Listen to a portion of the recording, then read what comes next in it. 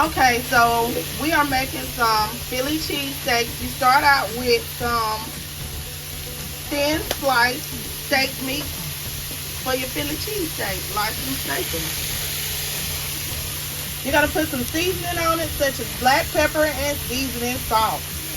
Y'all season that meat up. Season it up really, really good so you can have some good flavor. You're gonna stir your meat around so it can get cooked on all sides. It doesn't take long. This meat will be done in about 3 to 4 minutes. Cook it on medium heat. You're gonna throw you some onions in here.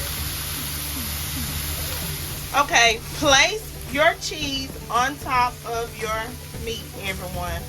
And just add a little bit of water to make some steam for your Philly cheesesteak. Okay? So now my son Trey, these are his Philly cheesesteaks, y'all. He's gonna place his meat on top of it. And see, he just picks it up. He doesn't use a spatula. Okay, he's gonna do his second Philly cheesesteak. He's using Swiss cheese instead of provolone today, y'all. Ooh, that's hot. Hot. Got it. Alrighty. See that? Then he gonna put his onions that he left in his skillet.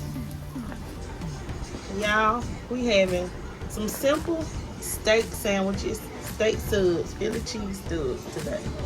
By my son.